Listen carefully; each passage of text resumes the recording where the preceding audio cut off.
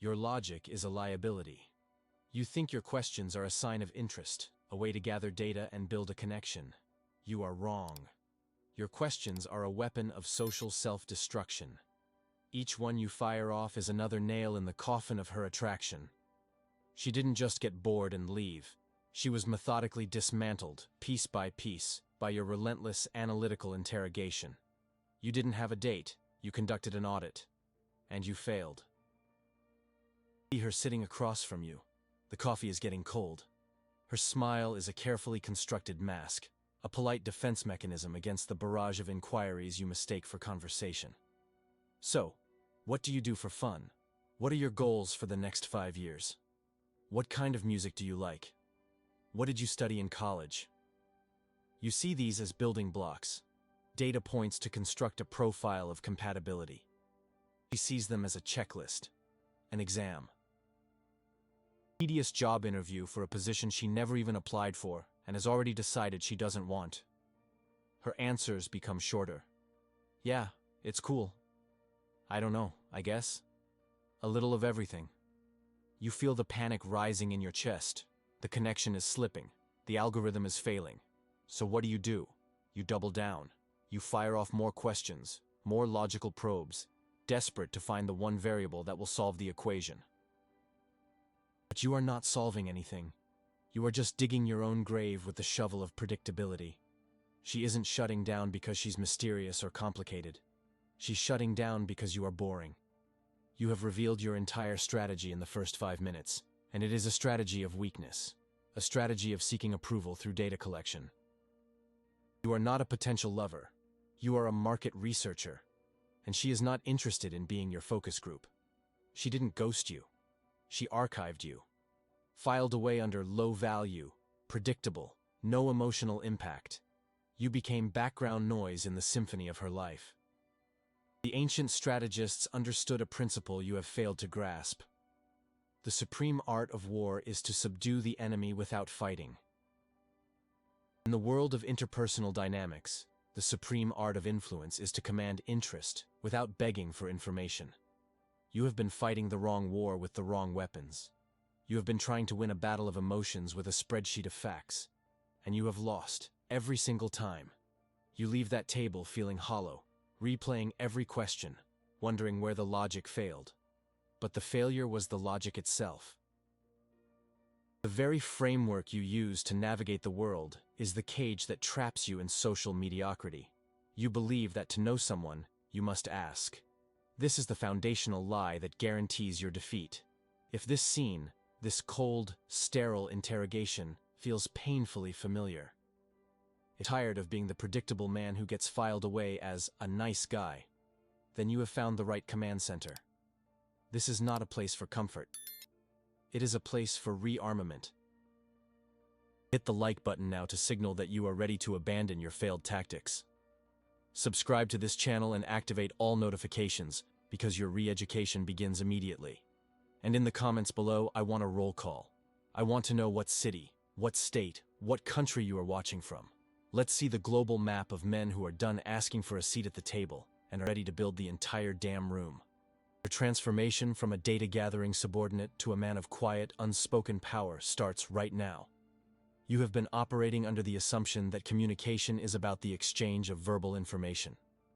This is a fatal miscalculation.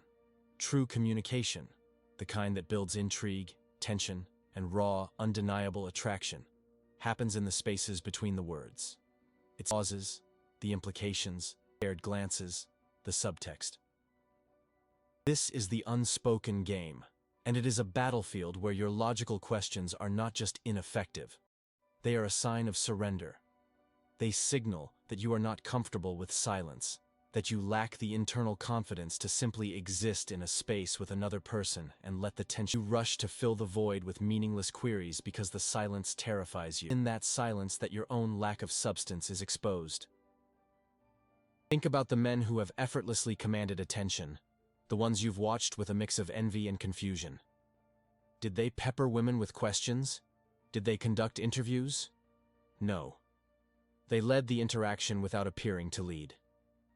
They revealed their character not by listing their accomplishments, but by telling a story, by making a playful observation, by holding a gaze just a second too long. They understood that what you imply is infinitely more powerful than what you state. A stated fact can be accepted or rejected. An implication, however, plants a seed in her mind that she believes she grew herself. It's her idea, her feeling, her conclusion. And that is 1,000 times more potent. Your strategy of asking questions places you in the subordinate position.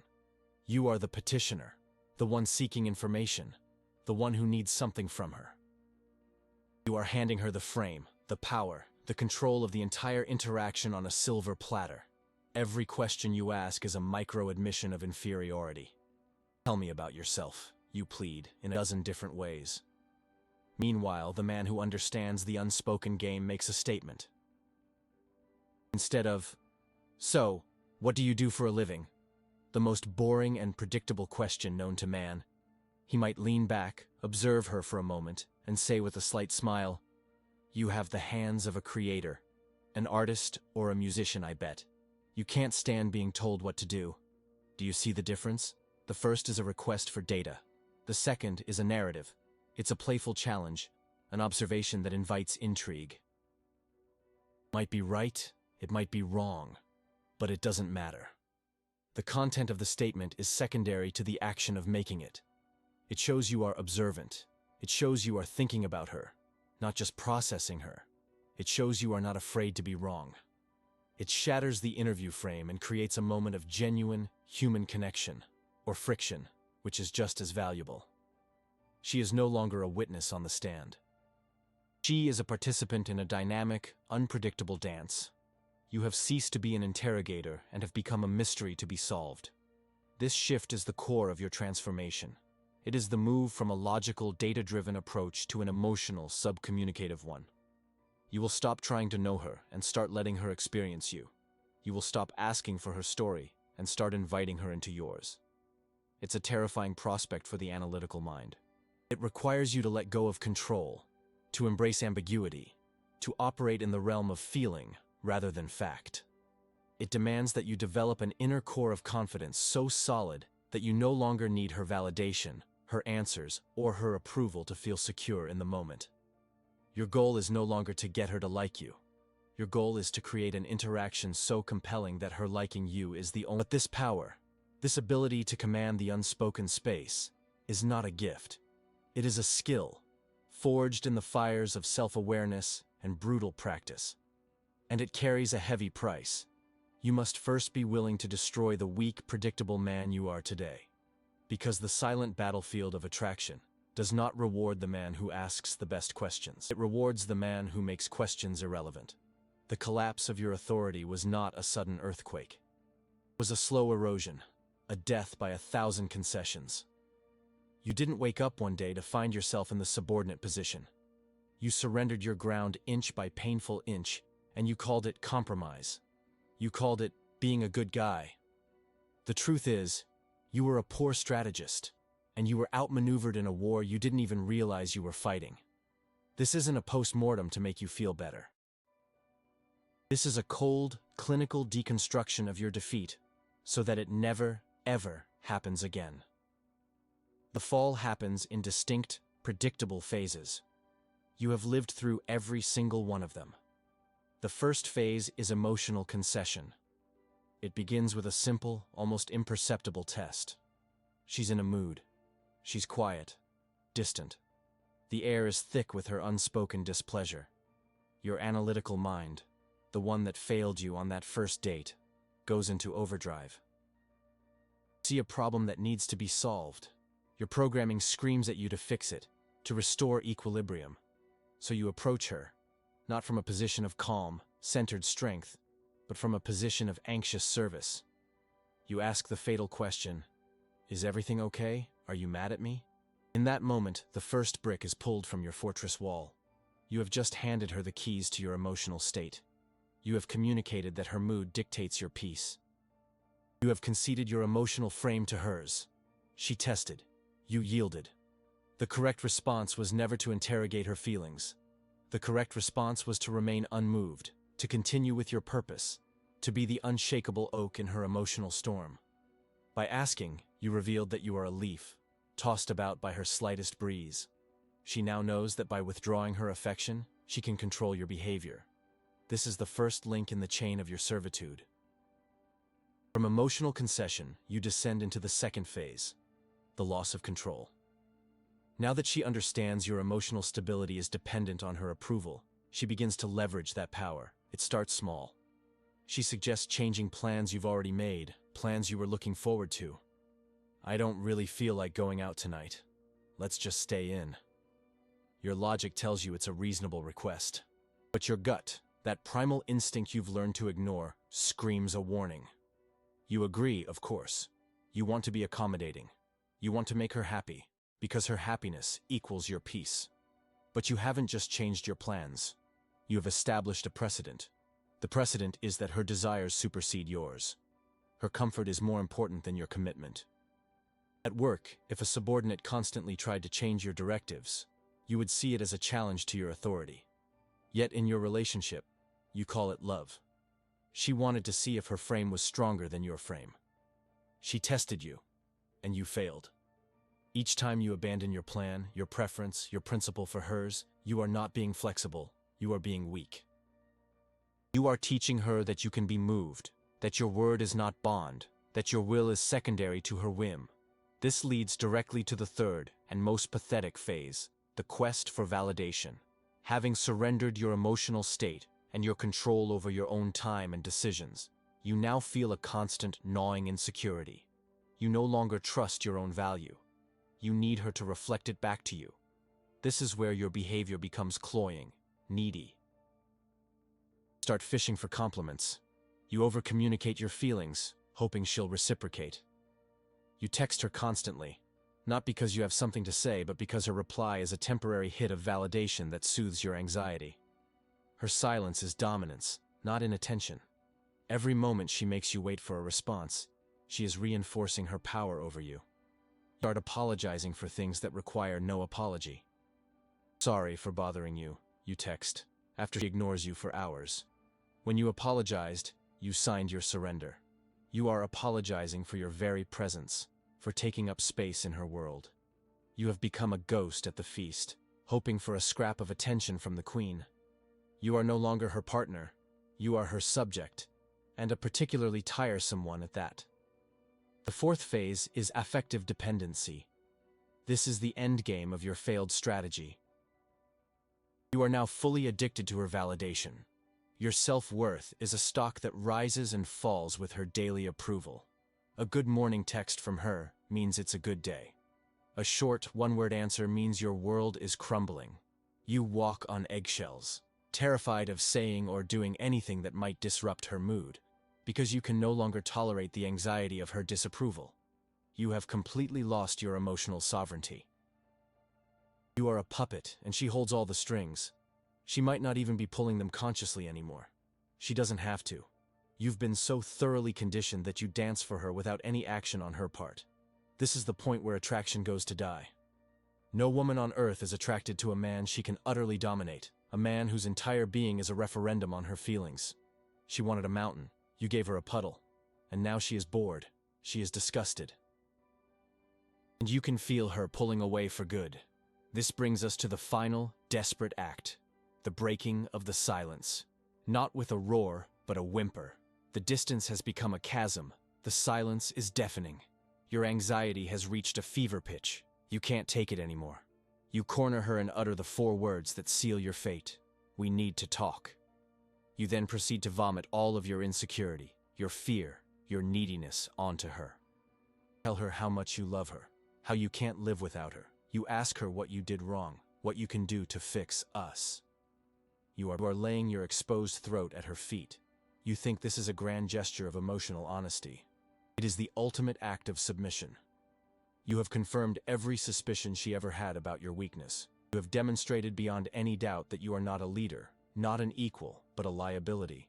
You have failed the final test. The game is over. She won. If this autopsy of your relational failures feels uncomfortably accurate, if you recognize your own reflection in this portrait of decay, then it is proof that you have been operating with a flawed strategic manual. It's time to burn that manual. Hit the like button now as a declaration that you will no longer trade your power for temporary peace. Subscribe to this channel and activate all notifications, because this is your new command center, and the war for your self-respect has just begun. Now, I want you to answer this in the comments, and be brutally honest with yourself and with all of us. What was the one concession you made? The one time you said yes when your entire being screamed no, that you knew in your gut was the beginning of the end? Now, know the objections are already forming in your mind. Programming runs deep. But isn't this toxic? Isn't compromise the cornerstone of a healthy relationship? You are confusing compromise with capitulation. Compromise is a negotiation between two sovereign powers. Two equals, each with a strong frame, meet in the middle. Capitulation is a surrender. It is one frame collapsing under the pressure of another. You haven't been compromising. You have been capitulating repeatedly. You gave up your territory and got nothing in return except a temporary stay of her emotional execution. There is nothing healthy about that. Another objection. This sounds like playing games. I just want to be authentic and honest. Your authenticity is a performance of weakness. Your honesty is an unfiltered broadcast of your neediness. True authenticity is not about showing every fleeting insecurity you feel. It is about being authentic to your highest, strongest self. It is about having the integrity to hold your own frame, to be a man of your word, to possess an inner strength that is not dependent on external validation. The man who is a slave to his every emotional impulse is not authentic. He is undisciplined. And the biggest objection of all, the one born of pure fear. But if I do this, hold my ground and don't cater to her moods, she might leave me. Good. The fear of her leaving is the very cage you have built for yourself. As long as you are terrified of the outcome, you can never act from a position of power. A man who holds his frame, who is secure in his own purpose and value, understands that his presence is the prize. If a woman cannot handle that, if she requires a servant instead of a partner, then she is filtering herself out of your life. Her departure is not a loss, it is a victory. It is the clearing of dead weight. It is making space for a woman who is attracted to strength, not one who seeks to exploit weakness.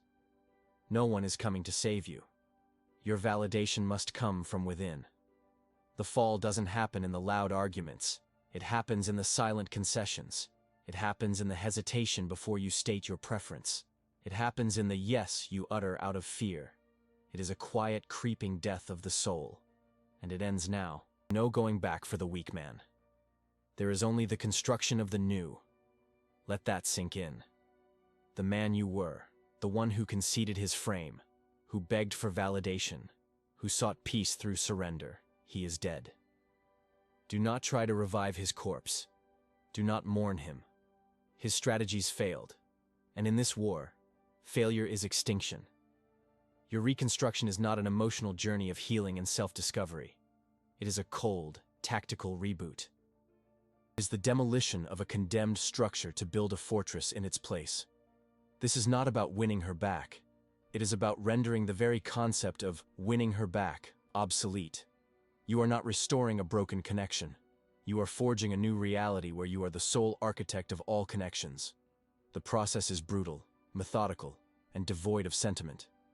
It begins with 3 primary directives. These are not suggestions.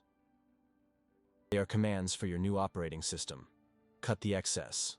Install silence. Control the reaction. First, you must cut the excess. This means you reinstall absolute scarcity. You do not fade away. You do not announce a break. You vanish. A complete and total withdrawal from her digital and physical space, executed without warning.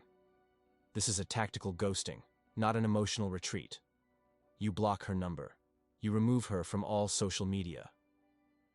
You alter your routines to eliminate any chance of accidental encounters. Why? Because you are disrupting a pattern. Her brain has been conditioned to expect your availability, your constant low-level presence, your predictable bids for her attention. Your sudden unexplained absence creates a cognitive void, a question mark she cannot ignore. Human psychology abhors a vacuum. By disappearing, you force her to fill that vacuum with thoughts of you. She will move from taking you for granted to questioning your whereabouts, then to questioning her own actions. You are not giving her the silent treatment like a child. You are creating a strategic information blackout. You have ceased to be a predictable data point in her life and have become an unnerving variable. This is the first step in reclaiming power. You cannot be controlled if you cannot be found. Be absence that weighs. Do not be presence that implores. The second directive: install silence. In the event that she breaches your blackout through a mutual friend, a new account, an unexpected email, your response is a weaponized lack of response. Imposing silence is the ultimate expression of dominance. Your silence is not passive. It is an active statement. It says, "Your attempt to engage me is irrelevant to my world. Your communication does not meet the threshold for my attention." Every unanswered text, every ignored call, is a micro-demonstration of your new frame. You are no longer the man who anxiously awaited her reply. You are the man whose reply is a privilege, not a guarantee. You must understand this critical principle. The one who needs the conversation to continue is the one with less power. By refusing to engage, you force her into the subordinate position of the petitioner. She is the one seeking a reaction, a confirmation, an emotional response. You will give her nothing. You will starve her of the validation she once received so freely. Do not reconquer. Replace with a silence more sharp. Your silence becomes a mirror, reflecting back her own desperation and forcing her to confront the power dynamic she created, and which you are now systematically dismantling. This leads to the third tactic for when contact is absolutely absent in a shared professional or social setting: minimal and unpredictable interaction. If you must speak, you become a master of the gray rock method. Your interactions are brief, polite, utterly devoid of emotion. You are a calm, professional surface with nothing for her to grab onto. There's no lingering anger, no sadness, no hint of the old you. Give her nothing to work with, no emotional data to analyze. Your answers are short. Your focus is elsewhere. You end the conversation first, always. And you do it with an air of detached indifference, as if you are speaking to a distant acquaintance whose name you can barely recall. One day you might offer a brief, polite nod. The next, you might look straight through her as if she doesn't exist. The unpredictability is key. It keeps her off balance. She can't build a new pattern around you because you refuse to be consistent. You are no longer a puzzle she has solved. You have become an enigma. But these tactics, scarcity, silence, unpredictability, are merely the outer defenses of your fortress. They are meaningless without the fourth and most crucial directive: a total and ruthless focus on your own ascent in the social hierarchy. This is where the real work is done. The silence is not for sitting in a dark room and ruminating. The absence is not a vacation, it is a training camp. You will channel every ounce of energy you once wasted on her into the 4 pillars of masculine power: the physical, the financial, the social, and the symbolic. You will forge your body into a weapon in the gym. You will attack your career or business with the ferocity of a warlord, increasing your income, your status, your options. You will expand your social circle, not by chasing women, but by building alliances with high-value men and engaging in activities that genuinely interest you. You will cultivate a symbolic life, a skill, a passion, a mission that is entirely your own and has nothing to do with her. This is the engine of your transformation. Your value must become so self-evident that her opinion of you becomes a laughable footnote. She will hear of your successes. She will see pictures of you with new people, in new places, looking stronger, sharper, more alive than you ever were with her. And she will realize that your silence wasn't about her at all. It was about you. You weren't punishing her. You were building yourself. And this realization is what creates genuine fear and a twisted, desperate form of respect. The man who wants to be loved will be discarded. The man who imposes his presence will be feared. This is not a plan of hope. It is a strategy of reconstruction. You are not trying to manipulate her feelings to get her back. You are engineering your own reality to a point where her return is a matter of complete indifference to you. This is the ultimate power. The power to not care. The power to replace, not to reclaim. You are becoming the prize, the center of your own universe, the authority. And from that position, you dictate all terms. You have been given the tactical blueprint. The choice to remain in the rubble of your past or to build an empire from its ruins is yours alone. If you are ready to begin this reconstruction, to become the architect of your own power, then execute this command. Hit the like button to confirm you have received this transmission. Subscribe to this channel and activate all notifications, because your re-education is an ongoing mission. Now, answer this in the comments below. As you stand here today, at ground zero of your reconstruction, which weapon feels more potent in your hands? The crushing weight of absolute silence, or the unnerving void of complete absence? Tell me which you will deploy first, and why. The war for your sovereignty is on. It's time to choose your weapon. The man who once conducted audits over cold coffee is a ghost, an echo. He exists only in her memory as a cautionary tale, a footnote in her dating history filed under predictable. He is not you. You are what was built in his place. You have followed the directives. You have cut the excess, installed the silence, and seized control of the reaction. You have spent months, perhaps years, forging your new reality in the fires of discipline. The physical, the financial, the social, the symbolic, these are not goals anymore. They are your new baseline. You did not do this for her. You did this for you. Revenge was never the mission. Irrelevance was. Your irrelevance to her world, and her irrelevance to yours. And then one day, the inevitable happens. A ghost from your past materializes.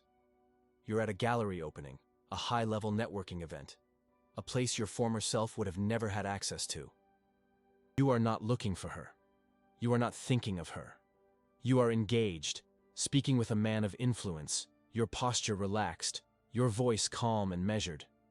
And across the room you feel it, a gaze. You turn your head slowly, with no sense of urgency, and your eyes meet hers. For a moment, her brain will fail to compute. She sees the shape of you, but the substance is alien. Cheap suit is gone, replaced by tailored fabric that hangs perfectly on a frame of disciplined muscle. Anxious, darting eyes are gone, replaced by a calm, steady gaze that holds power. The nervous smile is gone, replaced by a neutral expression of a man perfectly at home in his own skin. She sees you, but she doesn't recognize the man occupying the space. She will feel a jolt, a cocktail of confusion, intrigue, and a primal, sickening sense of regret. She will break away from her conversation, and, with a hesitation you can taste from 50 feet away, she will begin to walk toward you. This is the moment the old you dreamed of, the moment you would finally get to prove her wrong, to show her what she lost. But you are not the old you. As she approaches, you do not break your conversation. You give her a brief, almost imperceptible nod of acknowledgement, the kind you would give a passing waiter, and then you turn your full attention back to the person you are speaking with. You make her wait. You let her stand there, on the periphery of your world, feeling the full, crushing weight of her own insignificance. When you finally decide to acknowledge her, you turn, and the look on your face is not one of anger, or victory, or even recognition. It is one of mild, polite confusion. "Sorry, have we met?" you ask. Your tone is not sarcastic. It is genuine.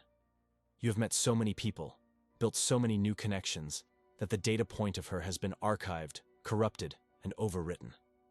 Her face will flash with a series of emotions: shock, embarrassment, a flicker of anger. "Yeah, from a while back. We went for coffee."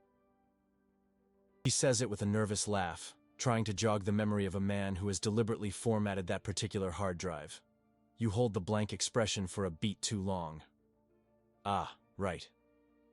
You offer no follow-up question. No, "How have you been?" No attempt to fill the silence. You just stand there, a mountain of indifference, letting the deafening silence do the work. You have given her nothing. No emotional reaction to feed on. No anger to justify her story about you. No longing to validate her ego. You have given her a void. And in that void, she is forced to confront the truth. She no longer exists in your reality. You did not just move on. You evolved into a different plane of existence, and she does not have the security clearance to enter. You then deliver the final killing blow.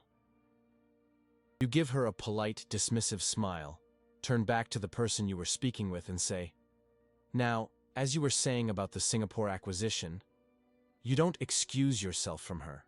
You simply delete her from the interaction. You turn your back on her, not as an act of aggression, but as an act of absolute, final irrelevance. You will stand there for a moment, utterly dismantled. She came looking for a reaction and found an echo chamber of her own regret. She did not lose an argument. She lost a reality. The game board wasn't just flipped. You melted it down and forged a crown from the metal, then walked away without a backward glance. This is the end game. This is emotional dominance. It is not about making her feel bad. It is about reaching a state of being where her feelings are as relevant to you as the weather on a distant planet. Your silence was never a message to her. It was a commitment to yourself. Your absence was not a punishment. It was the space required for you to build your empire. Respect is never requested. It is the silent, automatic byproduct of undeniable value and the unflinching will to remove anything and anyone that does not serve your mission. You are the architect, the legacy, the cause. Her chapter in your story is over, not because you turned the page, but because you burned the entire book and began writing an epic. Your final directive is this. You are ready to stop being a character in someone else's story and become the author of your own. Then signal your commitment now. Hit the like button to sear this philosophy into your mind. Subscribe to this channel and activate all notifications, because this is no longer a channel. It is your armory. And in the comments below, I want your declaration of sovereignty. Tell me, what is the single greatest fear that has been holding you in place? The fear of being alone, the fear of her judgment, the fear of your own power, that you will execute without mercy starting tonight. The world she left behind is gone.